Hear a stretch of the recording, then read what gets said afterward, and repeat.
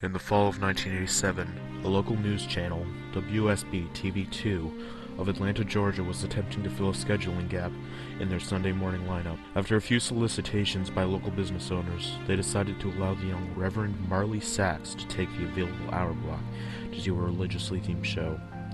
It premiered October 18th with little promotion.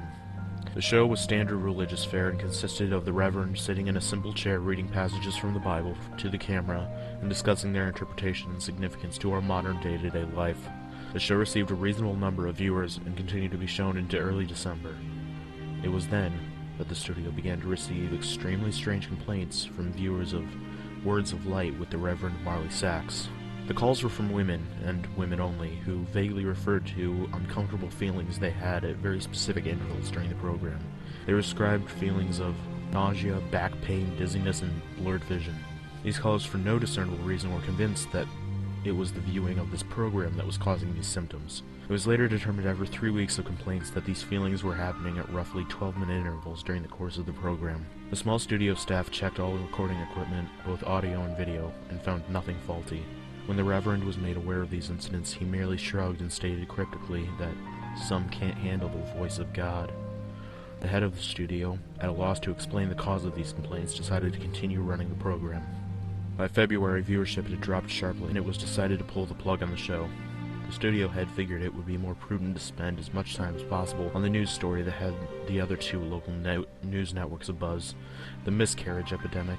Starting sometime in November, the number of healthy pregnant women miscarrying in the Atlanta metropolitan area had reached over 300. The CDC could find no discernible cause for this terrifying occurrence. The Reverend took the show's cancellation with what could only be described as abject indifference.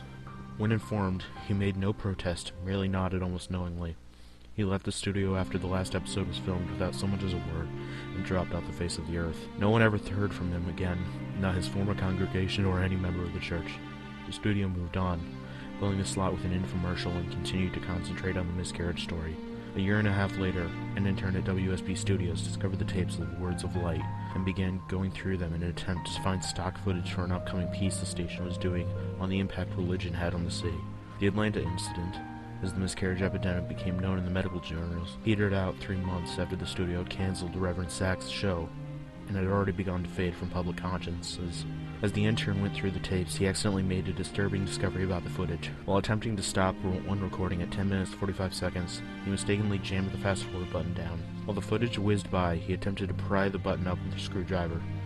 Just as he succeeded, the tape stopped at 32 minutes 1 second. The intern actually fell out of his chair when he looked at what was frozen on the screen. The image of a badly decomposed, severed head filling up the entire frame. After he collected himself, he moved the film back a few frames, then forward, and realized that his mind was not playing tricks on him.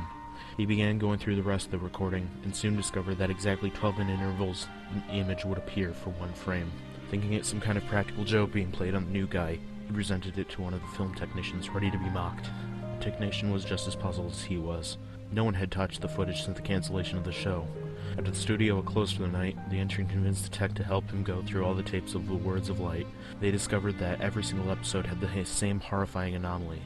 They also realized that as the show progressed, the image became more disgusting, as maggots began to eat away at the loose flesh, and pieces of hair and skin seemed to have fallen off exponentially. The tech made clear to the intern that they were seeing what was technically impossible, since the film showed absolutely no signs of splicing, and he himself had been at every filming of the show and knew of no time when the image could have been inserted in the frame. All this was presented to the studio head, who, fearing some kind of backlash over allowing this to get on the air, ordered all of the tapes to be destroyed.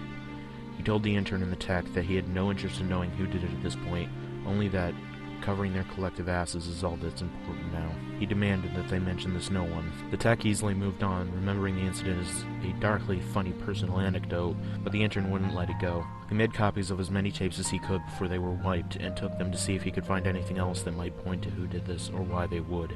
A week later, he attempted to rope the tech into helping him again, saying that he believed he had discovered something even more disturbing than the images themselves. When the single frames were edited together in chronological order, the head's mouth appeared to be moving as if it were trying to form words. The tech, fearing for his job, told him to get rid of the copies and not to talk about it again. A week later, police responded to a 911 call made by an elderly woman in one of the Atlanta suburbs at dusk. She had heard horrible noises coming from her next-door neighbor's house where a young couple lived. She told the emergency responder that his wife was pregnant, and that she was terrified something had happened. When the officers arrived on the scene 20 minutes later, they found no lights on and the windows and door ajar. They moved in slowly and made their way into the living room. Inside, they found a young woman, dead, with her abdomen slashed open. The wound was jagged, and a trail of blood led from the body to the couch on the far end of the room.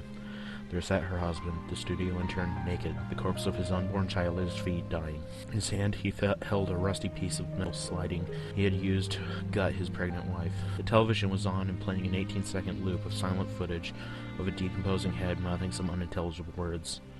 The story of the police precinct to this day goes that the intern kept saying under his breath over and over again as they led him away, "The light of God calls them."